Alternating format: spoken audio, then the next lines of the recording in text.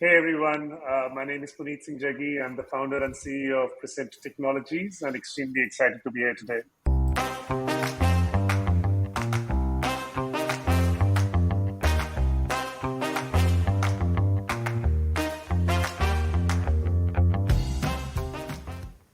If the term climate warrior could be used to describe a startup founder, then Puneet Jaggi would be the perfect candidate for the title. Puneet Jaggi, along with his brother Anmol Jaggi, are responsible for multiple green tech startups. And the first one they started straight out of college was Gensol, which is today a publicly listed solar power company. They have since gone on to launch Blue Smart, which is an EV ride hailing startup, and Prescinto, which is an enterprise SaaS startup building the smart operating system for green energy projects. And coming soon, an electric vehicle manufacturing company. In this episode of the Founder Thesis podcast, your host Akshay Dutt sits down with Puneet Jaggi to understand their phenomenal vision towards climate change and achievements so far. Stay tuned and subscribe to the Founder Thesis podcast on any audio streaming app to learn about how to change the world while creating wealth.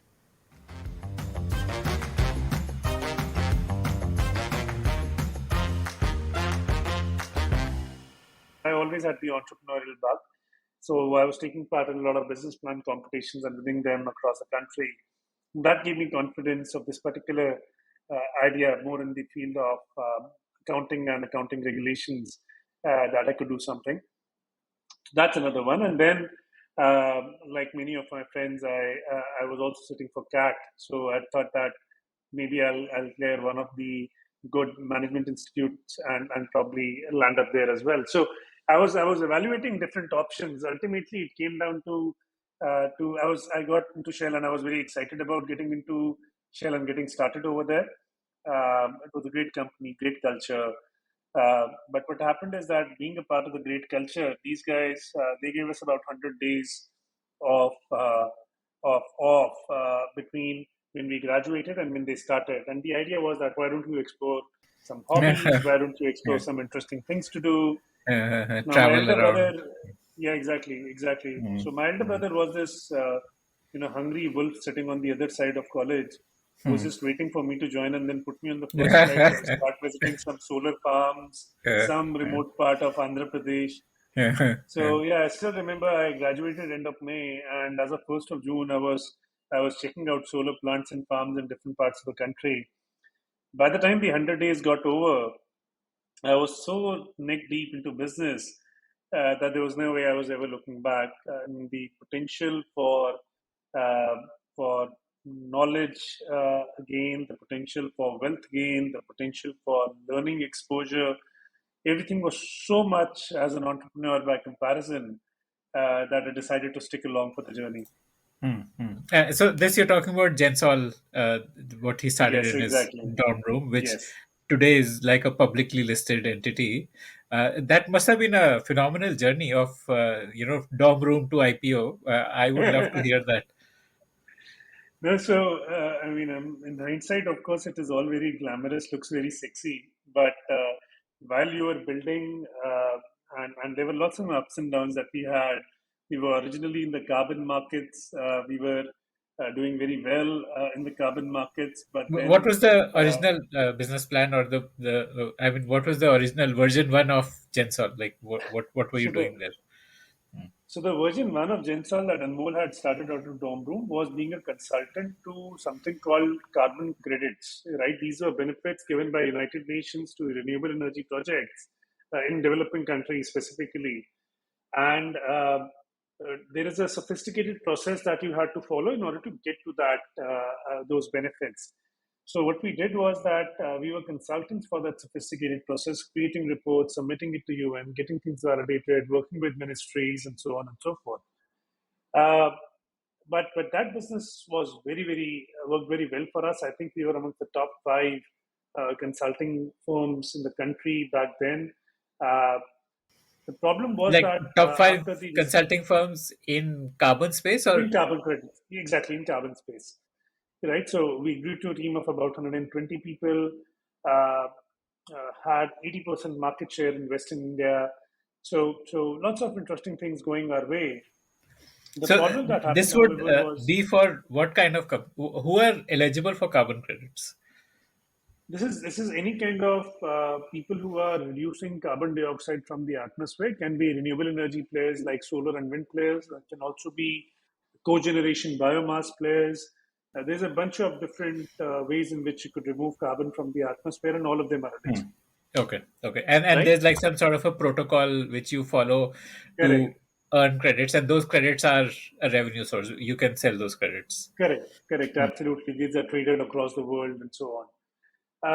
So what happened, however, was that after the world was hit by recession in 2008, the demand for these credits significantly came down because these credits are basically supposed to be bought by the polluters, primarily in European Union. But there was no more generation, no more industrial production which was happening, and as a result, no more pollution. So nobody had the requirement for buying these credits. On top of that, Kyoto Protocol, which is the protocol that was governing this mechanism, that was not ratified in 2011, 2012, and as a result of that, the entire mechanism collapsed. Okay, Right. not So ratified by US or like. no, no, it was generally not ratified by UNFCCC. I mean, it did not have the support of all the nations of extending the Kyoto Protocol as is. Everybody wanted to make changes, and to be fair, there was very valid concerns. Now, the thing was that considering that we had already built up a practice in that, right, so we had kind of doubled down on the carbon practice. So that was a slightly tumultuous time for us. The silver lining, however, was that in 2010, when I had joined, instead of getting into carbon, I started the solar consulting business.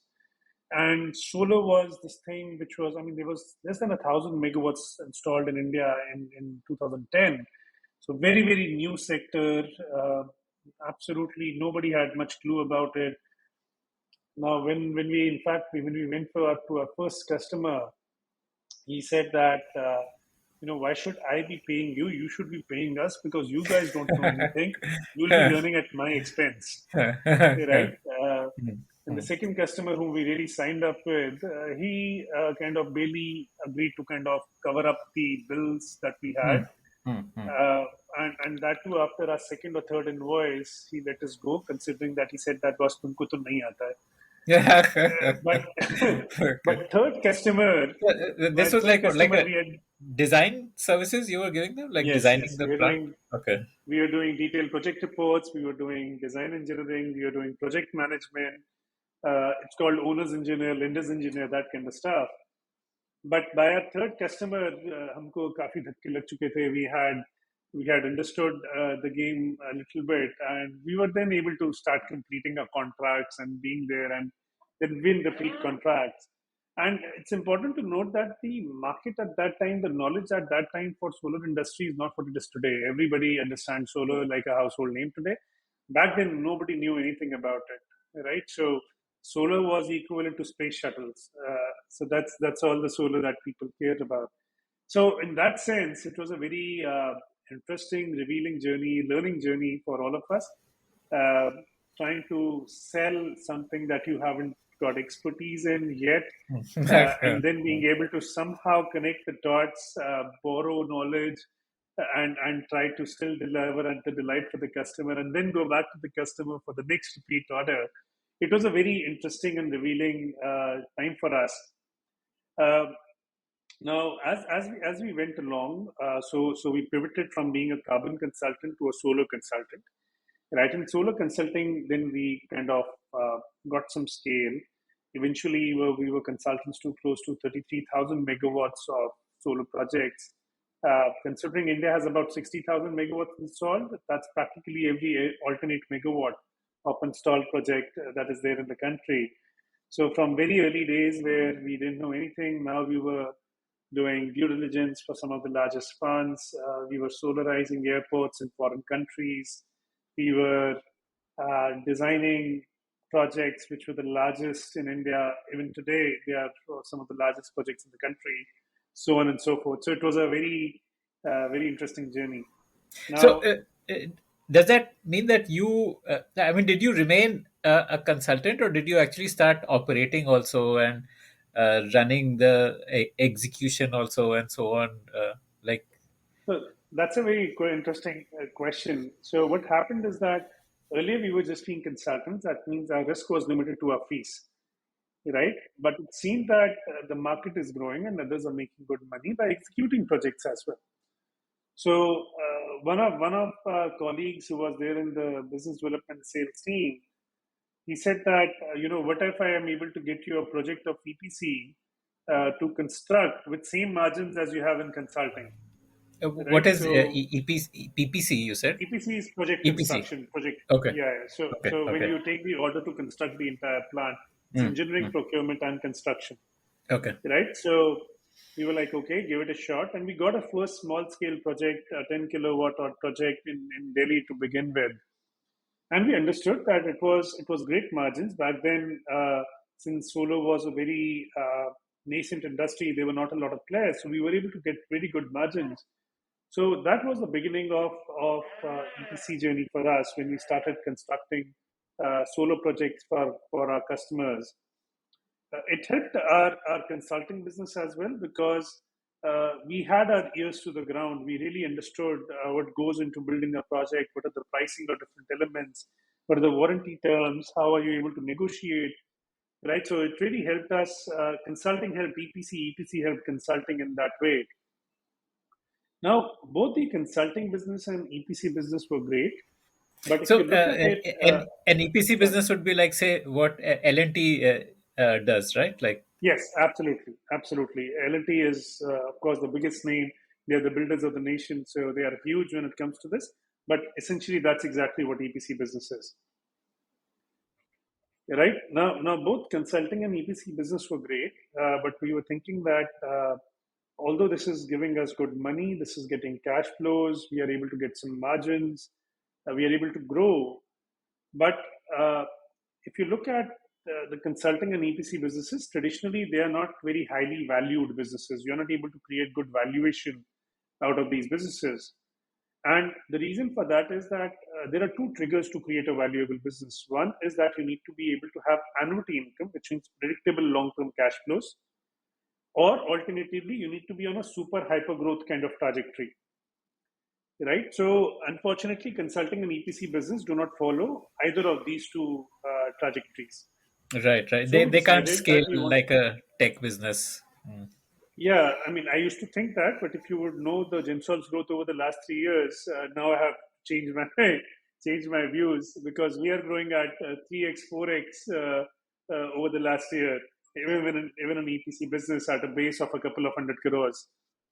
But that said, back then we didn't feel that, so we thought we'll get into operation and maintenance.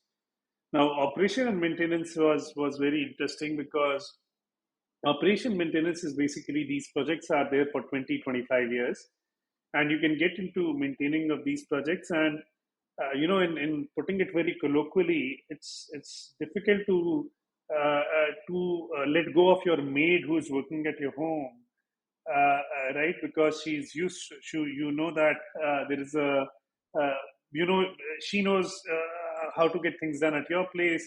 You know the chemistry that you build with her or him over time, right? So forget if it is so difficult to get a maid out of your place, it's so much more difficult to get an operator out of your plant because there are technical elements involved. There are these are remote sites.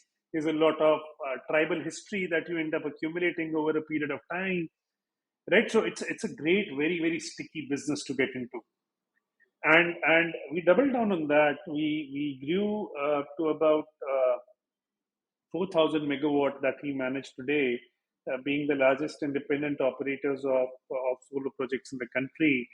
And the beauty of this is that this was annuity business, which means that even if I do not sell a single megawatt more, I'll still get the income that I was getting last month only by virtue of my existing contracts, right? And most of these are long-term contracts because project life cycle is 25 years. So that was a great, great business, predictability of cash flows, good valuation creation business. Now, after having built Gensol, consulting, EPC, operation and maintenance, something that both Anmol and I realized was that, okay, now we are getting valuation as well, which is great. But we have put up a team which is 800 people strong. Yeah, when is this? Which year? And When you hit 800? I think I think this is until about 4 years back or so, when Okay, we were close to about about 800 people 17, already, 18. 700, 800. Yes, Hmm. Hmm. right. And so we have already built that team, and Hmm. the thing is that we are getting about say 100 odd crores of revenue, which is amazing. And what But was the split for that 100 crores? How much from EPC, how much from operations and maintenance, how much so from consulting? I think it would be probably Rough split. 50% from EPC, 30-40% from consulting, sorry, from O&M, and another 10-15% from consulting, something like that, right?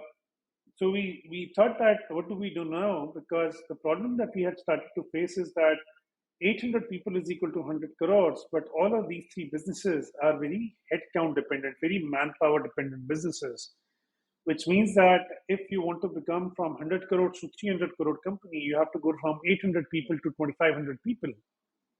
Now, with all due respect to the large industries in the world who employ a large amount of workforce, it seemed to be a path which had a lot of friction. It seemed to be a path which was going to be slower, and that we won't be able to grow at 3x pace or 2x pace year on year with this friction. So we decided that what is that one thing where friction is not there, or where your growth is not linked to headcount, and technology was the answer. So we want to do something in the field of technology. There were two opportunities. One was in the traditional business that we were doing, which was solar and renewable energy, and which was B2B, building a software for this industry. Uh, and there are more other business reasons why we want to do that. The other is that we were very fortunate to get into the carbon industry when carbon industry was young. We were fortunate to get into the solar industry when solar industry was young. And then at that point in 2017, 2018, the EV industry was very young, right? So we said that we'll do something in the electric vehicle industry as well. Now, the rest is history. You have already talked to Anmol, so you know about it. That we started with 15 cars in electric vehicle that we did not know what we are going to do with it. And today, that 15 car fleet is a 3,000 car fleet in Delhi and Bangalore, and it's one of the most loved electric vehicle brands, cab brands that is there in the country.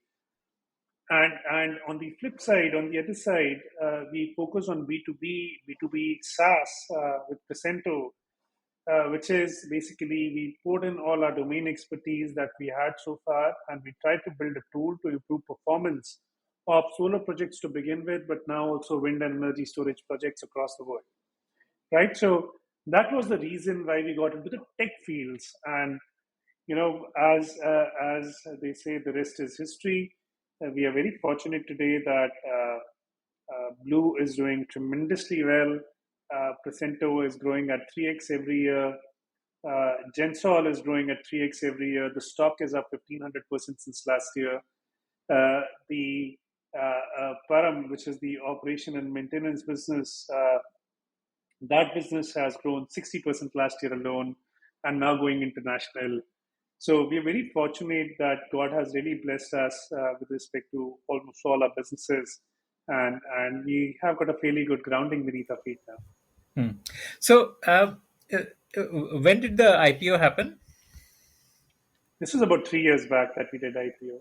Okay, okay. So, what was the trigger to do an IPO? Like, why did you want to go down that route? And what was that experience like? That journey of listing?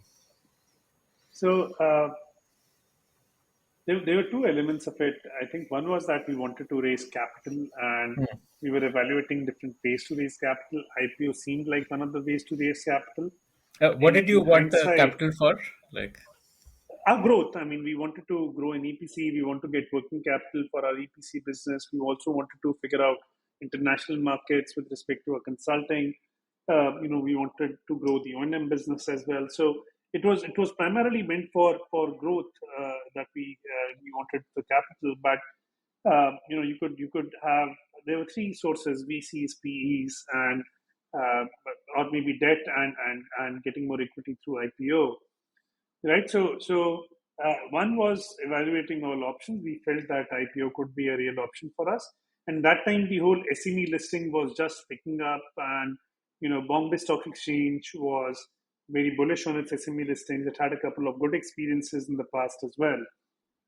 So, and then there was an emotional element amongst all of this, that every entrepreneur wants to see the name of his company on the ticker going around the screen, right? So there's this emotional element. There is sometimes, some days it will be green, hopefully more green than red, but that's a different thrill and a dream to every entrepreneur. So we also had that dream. Uh, Went through the process. In hindsight, I mean, the process of going through the IPO was actually uh, much more difficult and much more long than what we had initially envisaged. But that said, having learned what we have learned, and having given the returns to our investors and shareholders who trusted us, I won't want to change a single thing going back in. I would still want to go through that tough route, but being able to get this journey.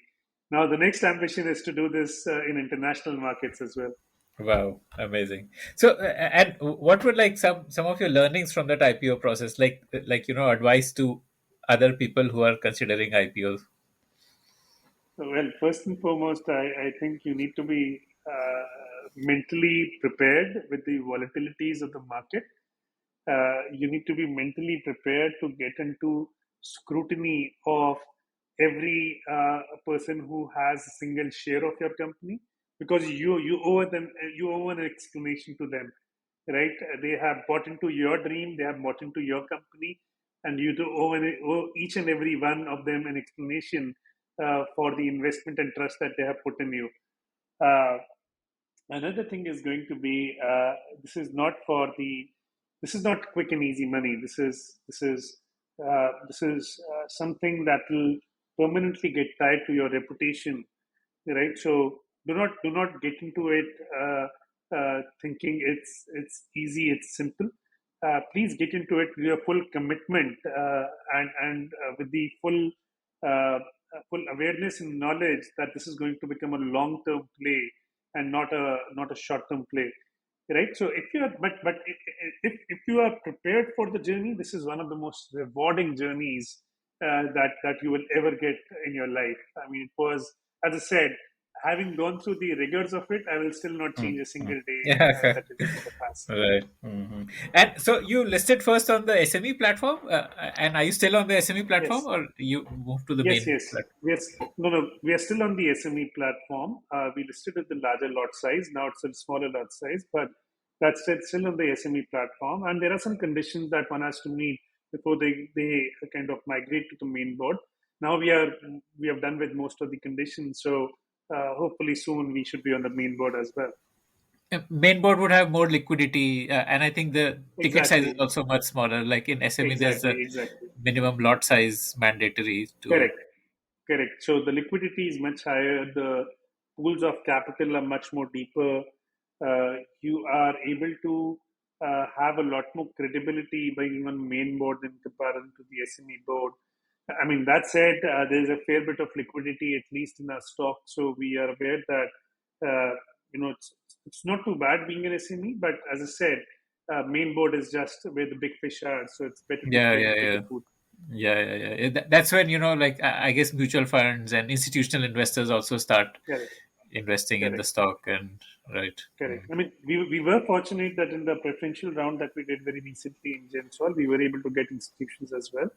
Okay, But that said, amazing. it's a lot more easier to get institutions when you're on the main board. Right, right, right. Okay, okay. And what was your role in Blue? Were you actively involved in that, or was that mostly Anmol doing No, it? so initial stage of almost every business, everybody ends up doing everything. So we don't really have got well-made job descriptions. But Blue was largely Anmol's baby, and then it's Puneet Goyal, his co-founder, and then there are other team members who came by and joined the C-suite. I guess my biggest contribution to Blue over the years has been that the CEO and CTO of Blue are one batch college juniors of mine. So Okay. I was able to get them to join us in the initial stages of the company, and these are two very fine engineers, operational marketing genius. One of them, the other is a tech genius. So that's, I guess, my largest contribution and my calling card to anybody in blue. But that said, I think it's come of age now. It has one of the most seasoned teams that is there. We have got people who are ex Uber. We have got people who are coming from the best of the technology and mobility backgrounds. Uh, uh, and yeah, it's a juggernaut already, and it grows every day in size and love in every Hmm. parameter that is of importance. Hmm. Hmm. All right, amazing. This mobility space needs a lot of burn, and I mean, the like even the existing players are struggling. What made you take that bet on mobility, especially Uh, that so B2C mobility? That passenger mobility. So there were a couple of things, and I mean I would be wrong to say that we had it all figured out on day zero. It was not that we started that this is okay. This is our market research. This is the 1,000-day plan, and this is how we are going to become a billion-dollar company. It wasn't like that. So there were a lot of iterations, hit and trials. We got lucky bunch of times, but there were a few foundational theses on which the business got based. One foundational thesis was that we always wanted to be in B2C and not in B2B. And the reason for that was that when it comes to B2B, knowing from our own experience of doing B2B businesses over the last 10 years, beyond a point, it will always be a race to the bottom, right? If your services are same as your competitors or the differentiation is not very huge, it's going to come down to the best possible pricing, and ultimately transportation is a utility business. So we did not want to get into that. We did not want to erode all the value away. So although B2B seemed like the most logical segment for electric vehicles, yet we were very clear that we wanted to be into the B2C space, wherein our relationship is directly with the customer, and it's not a matter of getting into RFQs and procurement cycles of large businesses and companies, right? So that was one part. The other element that we got very right very early on is that within our space, we are probably amongst the few companies or the only company which pioneered the model of decoupling asset ownership from the driver, right? So in blue, the cars are not owned by the drivers, and this is of amazing consequence and significance. All the problems that you have today, Ola, Uber, that much bigger brothers than us, much larger companies, the problems of cancellations, the problems of cars which are not as well maintained, the problem that the driver is going to ask that why don't you give me a direct ride instead of uh, trying to book it through the app. A lot of those reasons are because people are just trying to get their ends meet. Unfortunately, the drivers do not come from the most elite of society strata. Uh, if they have somehow put in the money to get a car, they have taken a loan against that.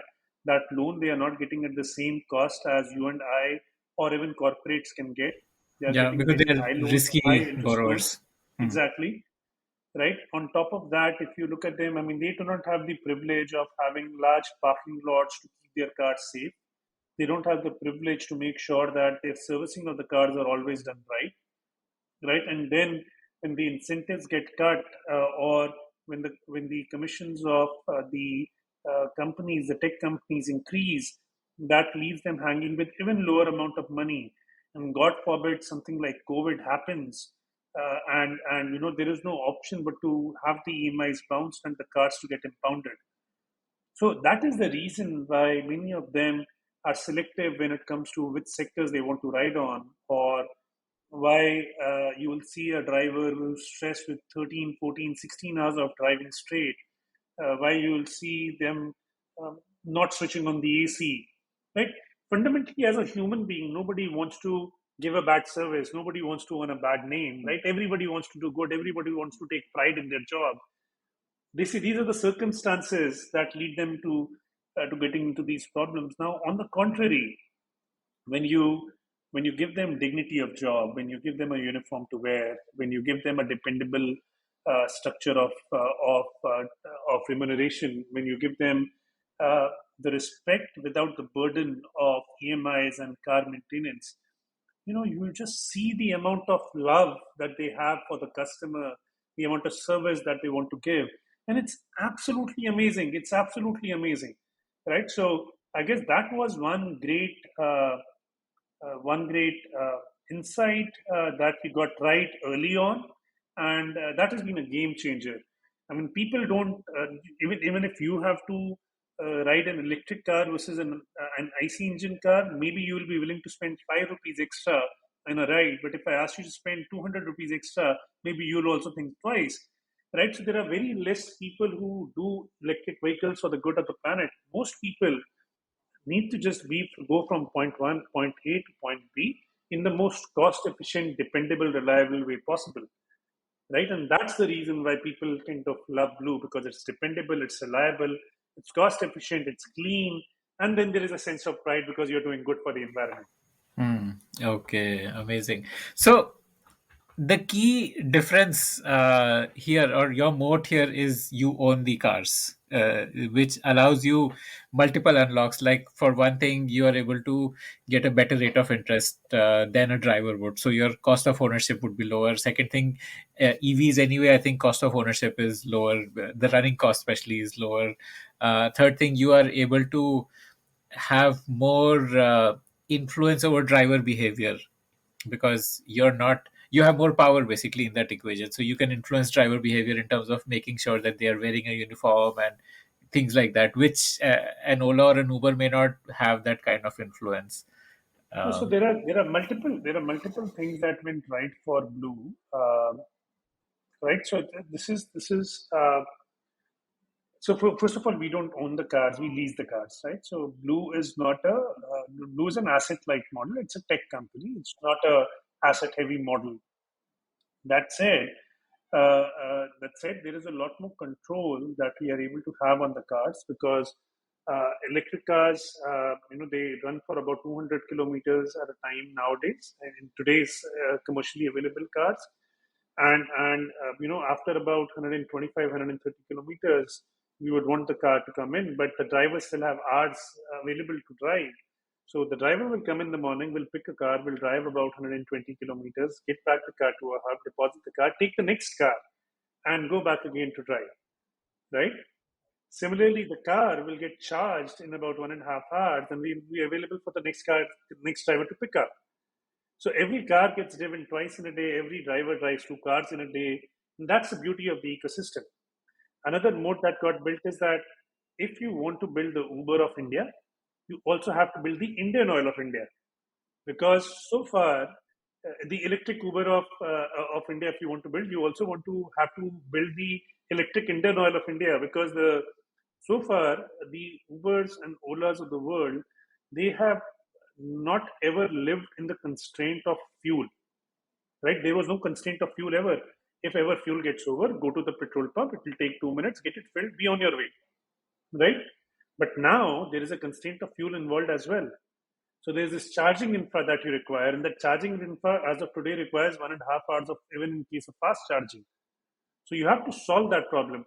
Every time that you're picking up a ride, you need to calculate what is the current charge of the car, what is the distance that the passenger is at.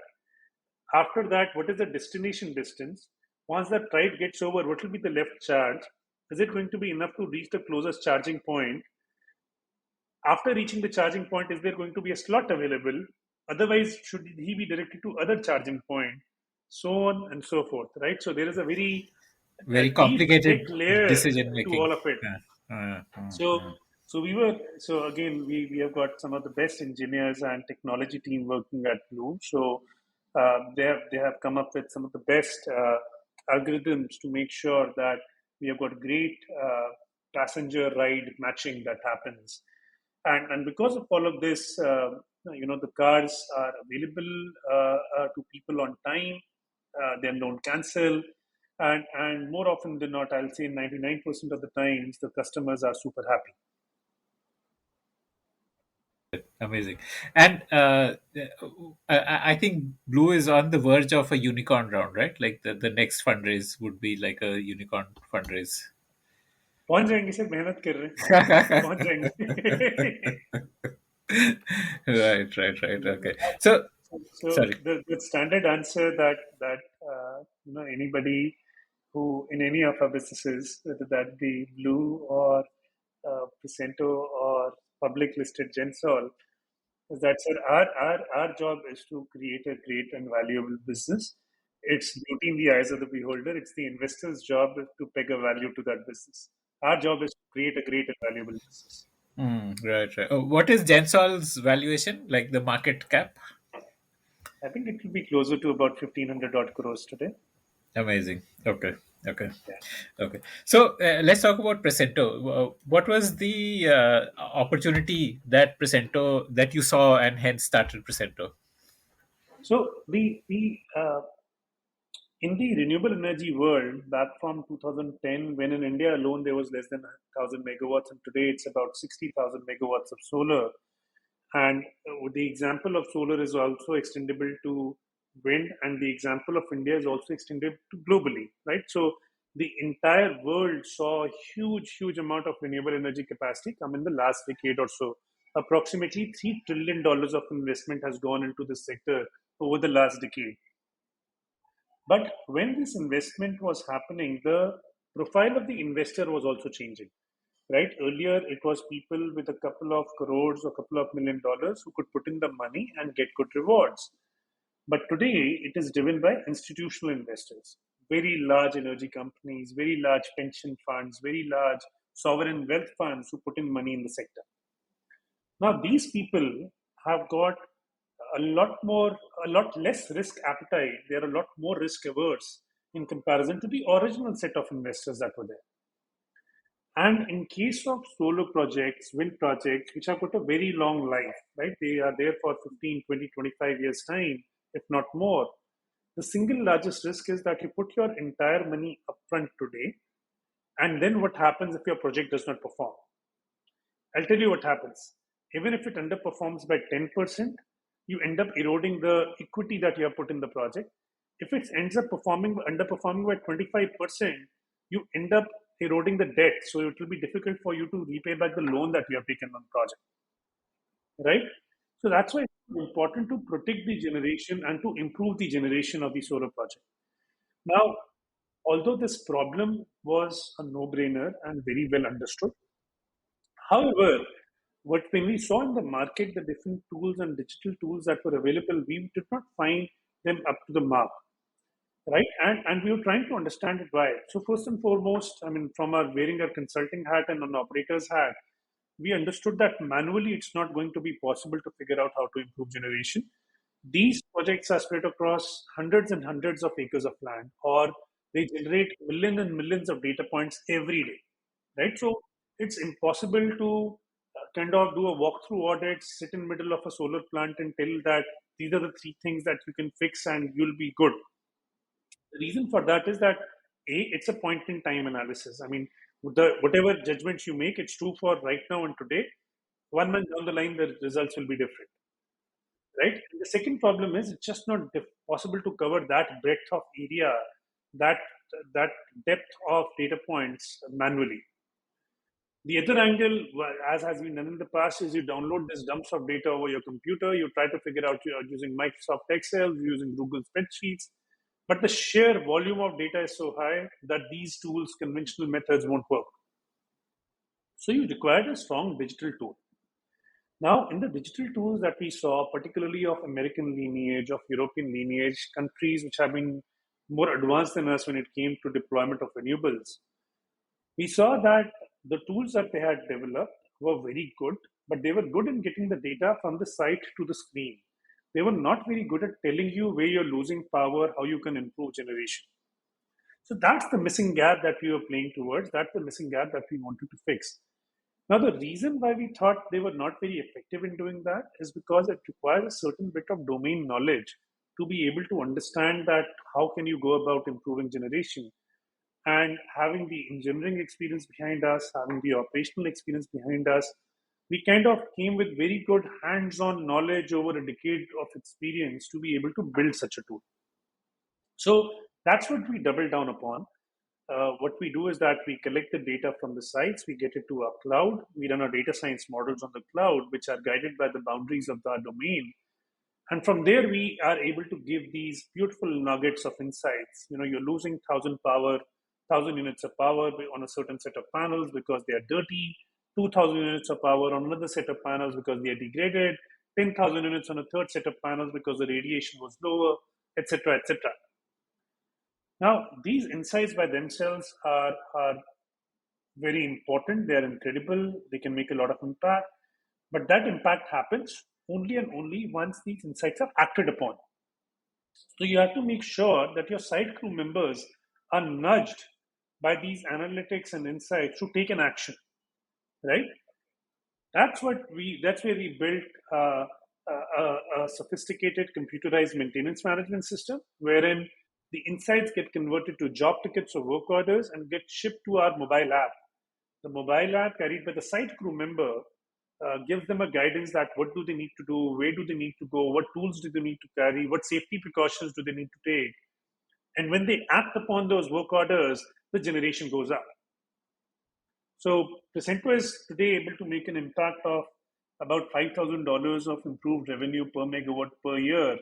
And we charge less than 1/10 of that. So that's why today we are deployed on 13 gigawatts across 14 countries. Wow. Okay. So essentially, Presento is like the operating system of a solar power plant. Like, in the sense Yeah. that the way you are directing people on what task needs to be done and so on, it sounds a lot like how an operating system works on a computer hardware. So that's something that we like to call ourselves. We are an operating system we are the brain of a solar plant. In full disclosure, we started with solar, but then we got into wind, then we got into energy storage. It was a pretty amazing journey because we were led by our customers to open these new verticals for us. Hmm. So I'm guessing that your first customer must have been Gensol only, right?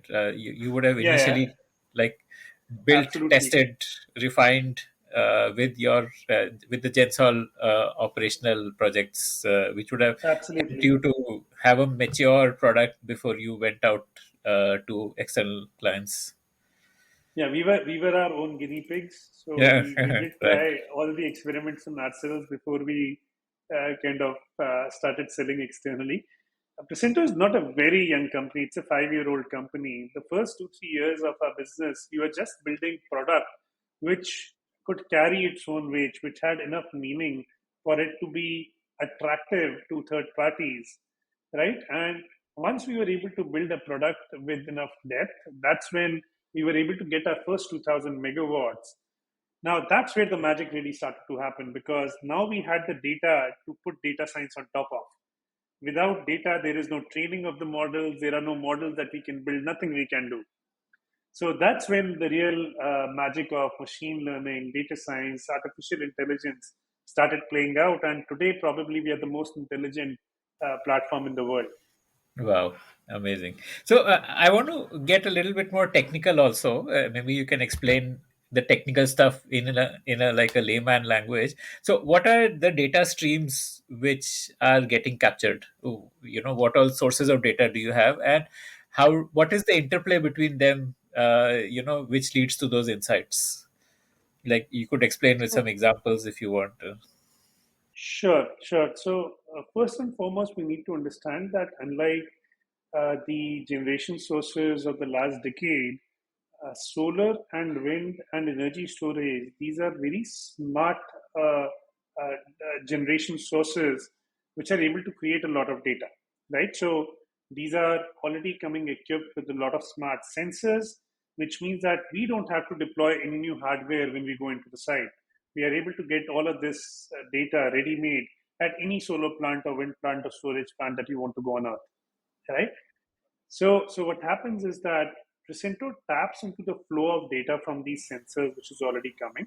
What We are kind able of to, sensors? Like, give me some examples. Like, what all data streams are uh, you capturing? in case of solar power plant, let's look at that, right? So we have got thousands of solar panels in a solar field. You have got radiation falling on these panels, which leads to these panels creating DC current. But you and I don't use DC current. We need AC currents at our homes, factories, and hospitals, right? So that's why there is an inverter in between, which converts the DC current to AC current and feeds it to the grid. The panels are dumb devices, they are not able to generate any data. But the inverters, they are made by GE, ABB, Schneider, large electrical and electronic behemoths. And these are able to create a lot of data. So we get all our current, voltage, frequency, all of the electrical data from these devices. On top of that, we have got weather stations, which are able to record the temperature, the radiation, the wind speeds, and then we have got smart meters, which are able to capture the amount of power that you are withdrawing from the grid or feeding into the grid. So Prescinto is able to take data from all of these three different data sources and get it to the cloud. On top of that, then we are fortunate that we have been able to build a tech stack that is able to integrate data from other data sources also. For example, we have got our app, which is able to give us data with respect to work orders, work order completion, the location of completion, the consumption of spare parts, etc. Then we are also able to integrate data that is captured by drones. About 80 to 100 feet above the ground level, the drone flies on top of a solar field, and it carries a regular camera and a thermographic camera, and it captures thousands of photographs of the entire solar plant. We get these thousands of photographs. We stitch these images together. This Both drone photographic deployment images. is a standard feature. All solar plants deploy drones. All solar plants deploy drones, but as a platform which is able to integrate the drone data along with monitoring data all in one place, in one platform, I think that's something of a global first that Prescinto did. Right? So once the data is essentially there, then you run your computer vision scans and you are able to figure out which thermal signatures correspond to which kind of faults, and then you are able to kind of drill down into underperformance at a module level also as a result. Last but not the least, we also integrate with third-party weather data, right? Whenever we have to forecast generation, and now we are also tapping into the flow of data from power exchanges, right? So the next evolution of Prescinto is that from a platform that focuses on improvement of generation, we want to become a platform that focuses on improvement of revenue. Now, one part of improvement of revenue is improving generation. The other part is improving the price of power that you're selling, which means that I Isn't there can, like a standard fixed price for power? Like, yes. Yeah, so there are two kinds of power agreements that you have. One is fixed price agreements, and the other is merchant power, where you can sell power on the open market to the highest buyer, to the highest bidder. Right now, till the time the sector was nascent, in order to give credibility, in order to make sure that financing was available, the government signed long-term power purchase agreements. But now, particularly abroad, but I'm sure very soon in India as well, we will start seeing projects with merchant power, which means being able to sell power directly to consumers or to the exchange to the highest bidder. Now, the interplay of storage is important. So the power will get generated in the morning, but the prices are not the highest in the morning, right? Solar power will be generated during daytime. So you'll store that into your energy storage and discharge that power in evening when the prices are the highest, when the demand for power is the highest, right? And this process is going to allow you to be able to get the maximum return on your investment in solar and storage. But you need an intelligent platform that tells you how much you need to sell instantly, how much you need to store in storage, at what point do you need to sell power, when the prices are expected to be maximum, and after doing it all, how much return have you really made versus in a fixed tariff kind of an arrangement. okay. This revenue optimization is more of a global product, or even in India, there is this opportunity like this kind of Well, a. so this is not an opportunity of scale as of today in India, but Hmm. that said, when you look at the US market, there are seven ISOs or seven large areas in which the electric grid is distributed. Okay. Each of these ISOs have got their What's a own what's an ISO? independent system operators, right? So these are basically your electric grid operators in different parts of the country in the US.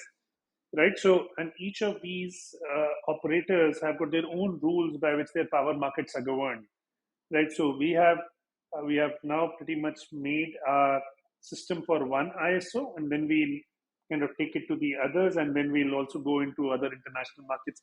UK market is one of the most sophisticated. Australia is coming up in a huge way in this market as well. So although India is a little behind when it comes to deregulation of sectors and such free trading of power as we have seen in these spaces, but we will very soon get there. The reforms in the Indian Electricity Act are enabling us to get there very soon. Okay, amazing. What is your revenue split by country? Like, which country As of contributes how much to Presento? so, majority of revenue is still India based because we started in India. A bunch of our portfolios in India. It's only in our last a couple of months that we have really started focusing on our international expansion. Where now we have teams across US, across Europe, across Brazil, and then growing from there. Okay, okay. And what is your ARR, the current annualized revenue run rate? We're a little more than $1 million as of today, Hmm, hmm, but hmm. fortunately growing pretty fast. So, what is the opportunity here? Like, what is that total addressable market size? Like, how big could this revenue number be? What's a target you have in mind? So the targets can be very bullish, but let me tell you what I've heard from seasoned VCs and seasoned SaaS players. So a good SaaS company, a top tier SaaS company, after it has hit about $1 million plus in ARR, is able to grow at 3x, 3x, 3x, 2x, 2x over the next 5 years. Which means one becomes 3 million, three becomes 9, 9 becomes 27, 27 becomes 54, and then it becomes 108. So that's your pathway to become a $1 billion company. That's your pathway to become a Centaur, $100 million revenue company over a period of time. So, although our interest and our mission is more ambitious than this, but that said, that's a fair estimate for us to aim for. Uh, is the market like deep enough? Like, is there so much money being spent on operation and More than that, maintenance? Okay, no, okay, absolutely. Bloomberg has digitization of energy market by 2025 to be a $64 billion market, right? And this is only the digital spend. This is not hardware and sensors, right? But we believe that that's an understatement. We believe it's going to be excess of $100 billion market. Now, a part of this market is renewable energy. A part of this market is energy storage. But then there are other elements also, like distribution digitization, smart meters digitization, building energy management systems, and so on. Right?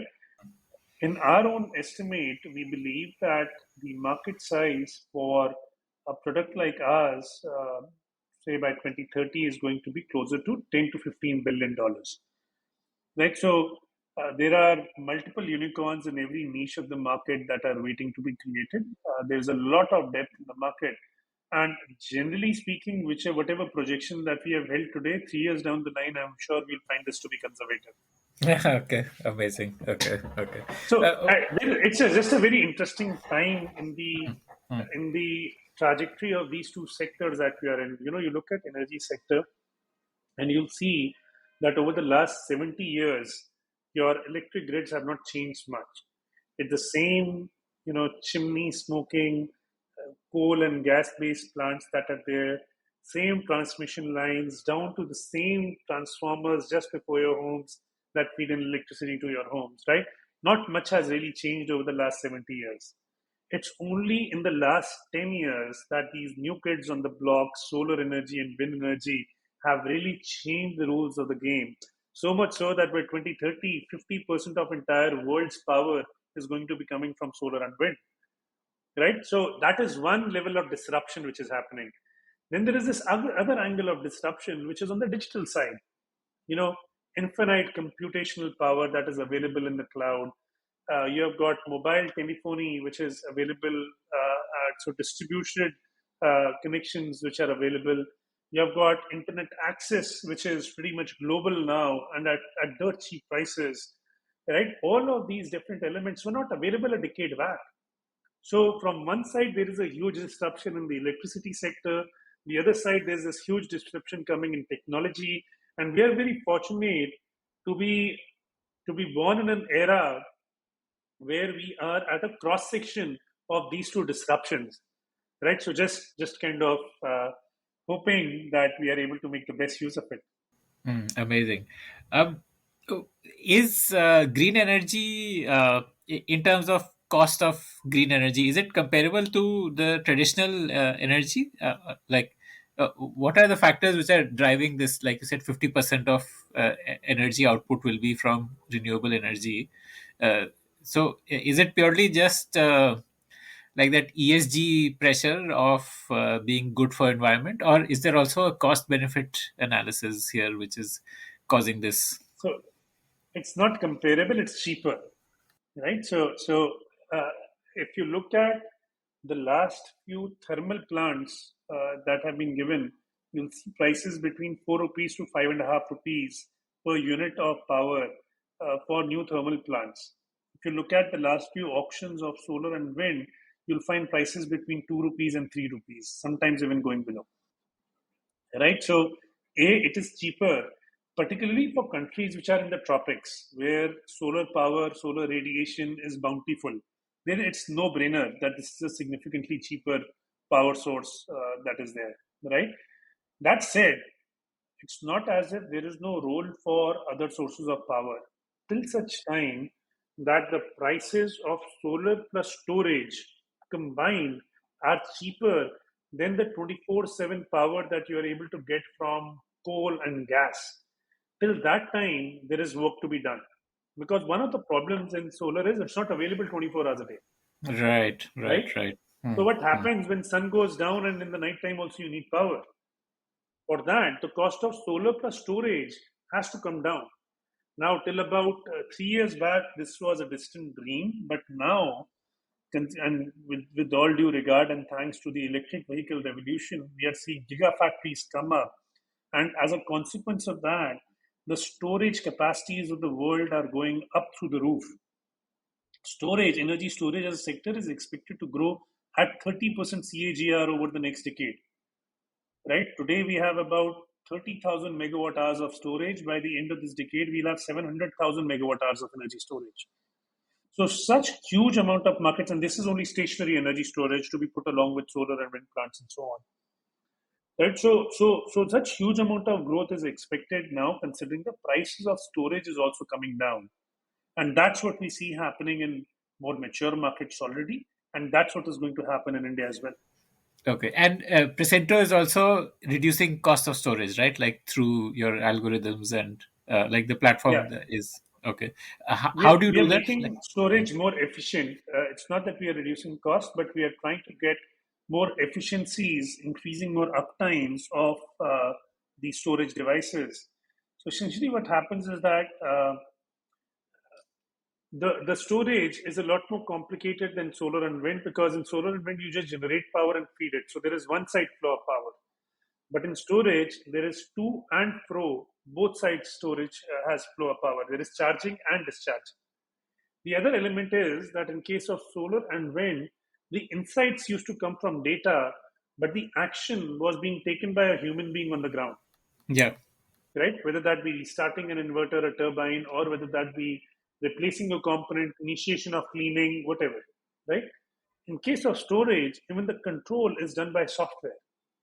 A human being does not need to intervene, right? As a result of that, software has got so much potential to improve performance and to be able to make a much larger disproportionate impact in case of storage vis-a-vis solar and wind. So we are that much more excited about storage as a result. amazing. Okay, amazing. So, what do you see as the product roadmap for Presento going forward? Like, do you see yourself getting into allied areas and or like solar, wind, and storage? These are like your three focus areas, and within these three focus areas, also, is there further work that needs to be done? So there is, yeah, I mean, there are 3 or 4 different directions of possible growth for us.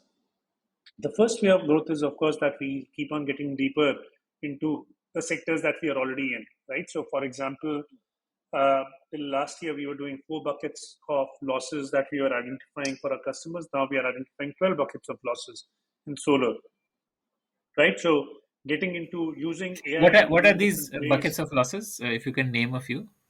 You lose energy because of different reasons, right? Dirty panels, degraded panels, but then there are other reasons like shadow falling on panels or snow falling on panels, radiation being lower than expected, temperature being higher than expected, so on and so forth. So we were till last year identifying 4 different reasons of losses. Now we identified 12 different reasons of losses. Uh, the same is extended to wind, the same is extended to storage. We are now working on ability to predict these losses into the future as well, to predict faults into the future as well. We are working on interesting use cases like financially intelligent regulations.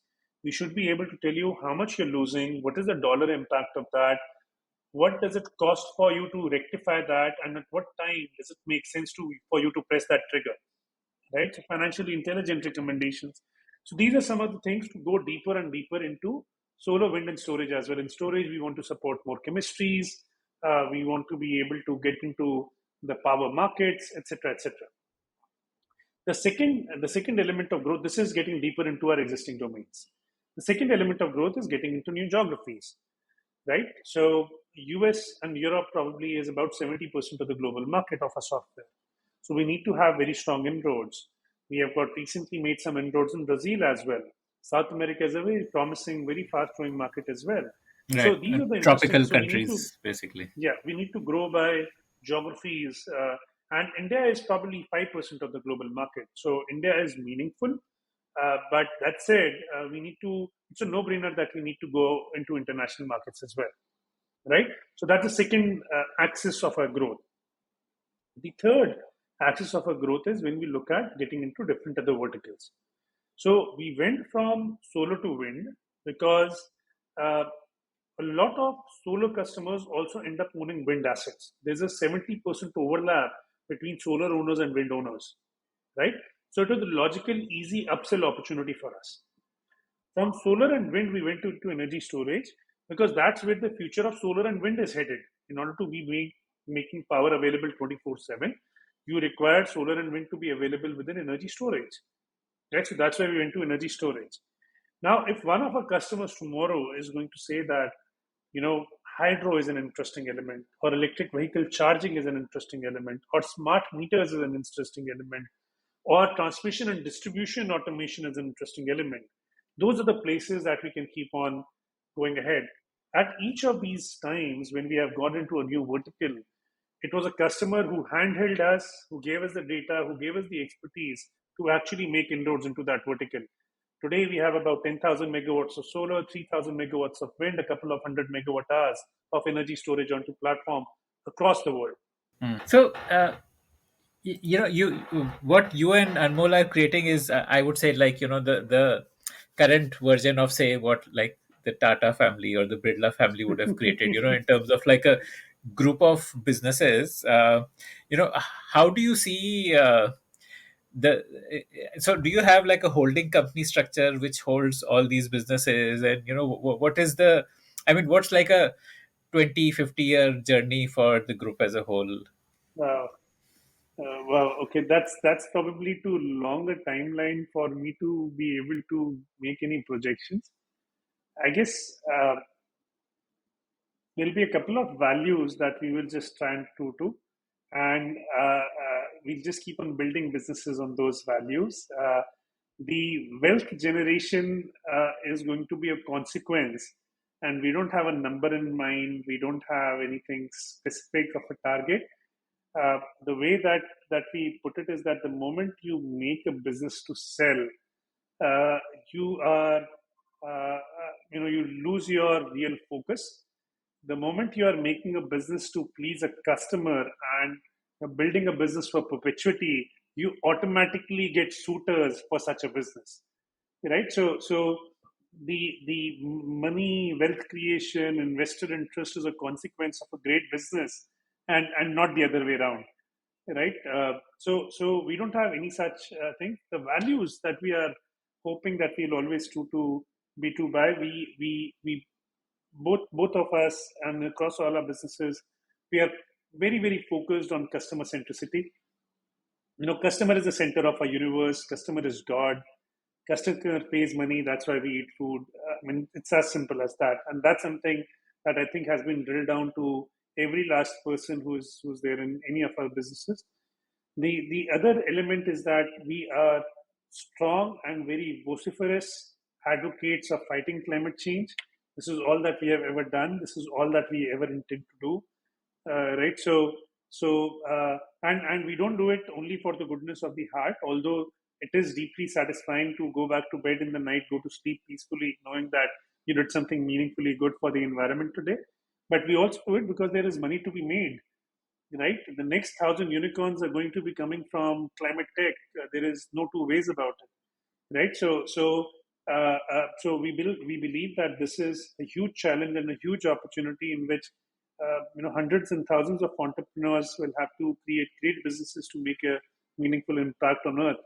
So as long as we are true to these few fundamental tenets, the rest will take care of. As for holding company, yes, there are some structures that have got put in place over time, but we do not very consciously put that in place. At some point of time, I think we'll have to stop playing games and try to put something more serious front and center. Right. Today it's not there. Okay. As in today, you're not really thinking of branding it as a group yet. These are like individual businesses run by either you or Amol or jointly. Yeah. So Blue is a consumer brand. That's the only consumer business that we have, right? So Blue is I think it's a great consumer brand, and we protect it a lot, You've right? also But acquired an EV manufacturer recently, right? yes. So Gensol acquired an electric vehicle platform, technology platform, to get into the manufacturing of electric vehicles as well. Hmm. Hmm. Uh, And the will that be capacity. a consumer business or? So it will have multiple components. One of those components is meant for passenger vehicles as well. And then there are fleet vehicles, and then there are cargo vehicles that are a part of that platform. Right? Early days, it's not a huge platform. Hardly 15,000 cars a year is what we are getting to start with, starting early next year. And then we'll be taking it to phase two and then getting it to more scale as well. What will be the number of cars in phase two? Phase two, we are hoping to get a 60,000 car plant getting ready. But as I said, let the phase one happen. Let the Right, customers right. feel happy with whatever we are building. Let us Hmm. iterate on the product, and then we get Hmm. to phase two. And where are you setting up this plant, the EV This plant? is this is coming up in Chakan in Hmm. Pune. That is the one of the automobile hubs of Yeah, India. right, right, So right. that's where the first plant is coming up. And this will have a very large made in India component, right?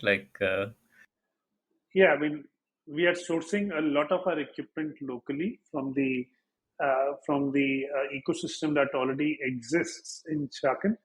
Our dream is that one day everything 100% is going to be made in India. Unfortunately, we are still dependent on some imports till such time it happens. Hmm. And this will make four wheelers. Like that's the focus. So that's the interesting part. The form factor of the first model of car that you'll see on the ground, it's a two-seater car with three tire base. So two wheels on the front and one wheel in the back, right? It has got a very sporty, very cool look to itself. So anybody who sits in this, it's a really cool, fun car to drive.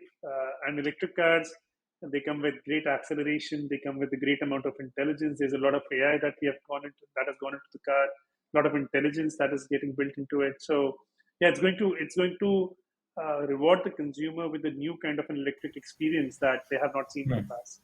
So this would be like a consumer product between a two wheeler and a four wheeler, like the even from So it's affordability and. uh, yes. So one thing that we understood is that India, as a country, has 70% of its sales happening in the sub 10 lakh segment. right? But even until today, I don't think there is a car and electric vehicle available in that segment, right? So that is the reason why we wanted to launch a car which was a lot more affordable, which but was nevertheless able to pack the best punch of all the beautiful things that are possible with electric vehicles, are able to bring a cool new zinc to itself that an EV is able to bring, right? And not only in terms of the technology, but also in terms of form factor, that it is a good aspirational product to own. So we took care of all of these elements as well when the car was being designed. And yeah, so now we are hoping for a good response considering the price range of the product, considering the cool form factor of the product. Uh, and the way that we joke around internally is that probably the first few cars we are going to deploy on Blue platform. So what that means is that the customers will be paying us even for test rides because they'll be getting a ride in Blue. Right. Okay. Okay. But a two-wheeler on blue. I mean, it. I'm just wondering if it will suit Indian sensibilities. See, the thing is, like Tata Nano as a project failed because it was not enough of a car. Um, so this sounds a little risky.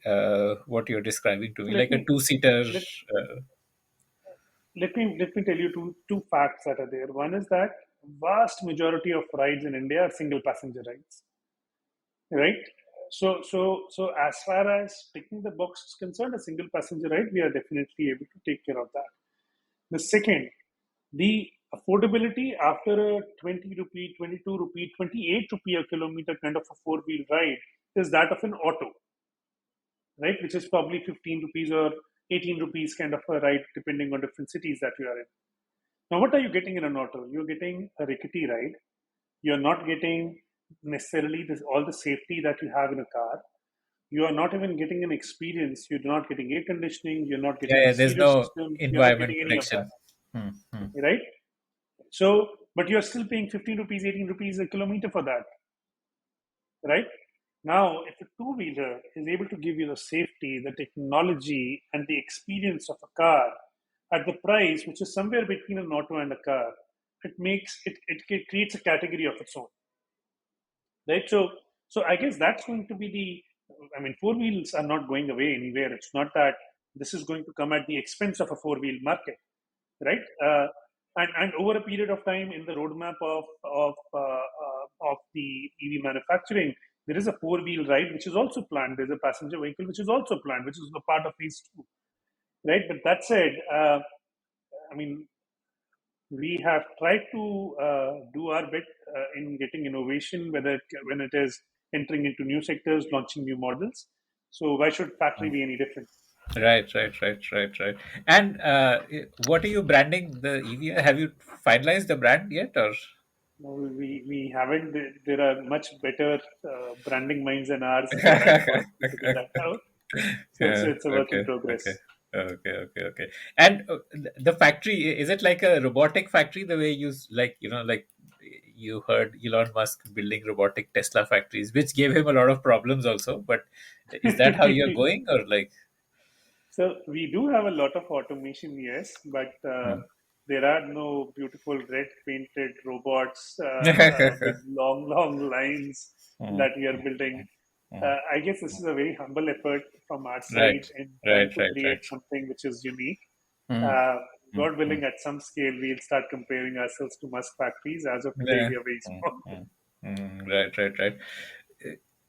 I think one interesting trend I've seen in India is that EV is picking up for cargo vehicle space, not much for passenger. And I think in China it's the reverse. I believe in China the passenger vehicle EV space is extremely hot, and you have a lot of innovative vehicles there. And I think China is now the biggest EV four-wheeler passenger market in the world. What do you think will play out in India? So, I mean, cargo has its own role to play, and so does passenger. The reason why cargo is happening faster is because cargoes are a lot more predictable loads. Cargoes have got a lot more predictable routes. You can plan for charging, discharging. You can plan for charging stations. There is no range anxiety associated, right? A cargo passenger is a lot more sensitive to the cost per kilometer, and electric vehicles the cost per kilometer is lower. Whereas a passenger who's buying a car for private use, right, he is a lot more conscious of the brand, conscious of the way what the car tells about him, and so on as well, right? So there's a no-brainer. I mean, even if you look at it, the EV adoption in fleets is the highest today, Hmm. right, in comparison Because to of private cars, predictability, right? Hmm. because of predictability of routes, because you have got an ecosystem that you could manage, and so on.